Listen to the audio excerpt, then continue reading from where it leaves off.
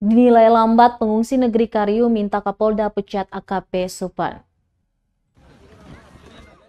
Pengungsi Kariu di negeri Aboru meminta Kapolsek Pulau Haruku AKP Suban Amin segera dicopot dari jabatannya. Suban dianggap gagal menjalani tugasnya dengan baik untuk mencegah bentrokan yang mengakibatkan pemukiman warga dibakar pada Rabu 26 Januari 2022. Kecaman tersebut disampaikan pengungsi di hadapan Kapolda Maluku, Pangdam Patimura dan Wakil Gubernur Maluku beserta rombongan yang mengunjungi pengungsi pada Kamis 27 Januari. Perwakilan warga Nus Lea Tomu dalam pertemuan tersebut mengatakan jika aparat bertindak cepat tentu warga Kariu tidak akan menjadi pengungsi.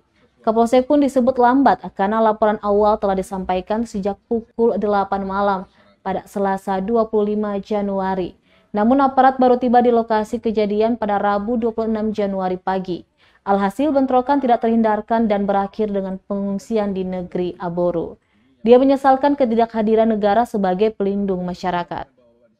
Yang disampaikan oleh saudara-saudara. Pelaksanaannya, terima kasih. 100 rumah masih utuh dan sekarang tadi yang ada keinginan itu sudah kita lakukan Bapak sekalian.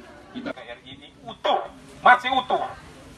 Tapi kenapa kita diperlakukan seperti ini? Apakah solusi tidak ada, negara tidak bisa hadir lagi untuk itu? Sehingga hari kemarin bisa kita alami untuk kedua kali, Pak. Bapak harus tahu itu. Mestikah kita menjamin keamanan dengan mungkin minta intervensi atau minta suaka ke negara lain?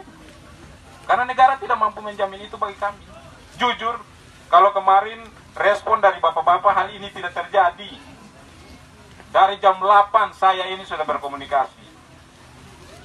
Terkait dengan itu Pak, Kapolsek Pulau Haruku tuh dicopot atau bila perlu dipecat. Tidak mempunyai. Lukas mati. Lukas mati. Bapak punya aparatur di Polsek yang menjadi memberikan ruang untuk ini. Selalu kita komunikasi.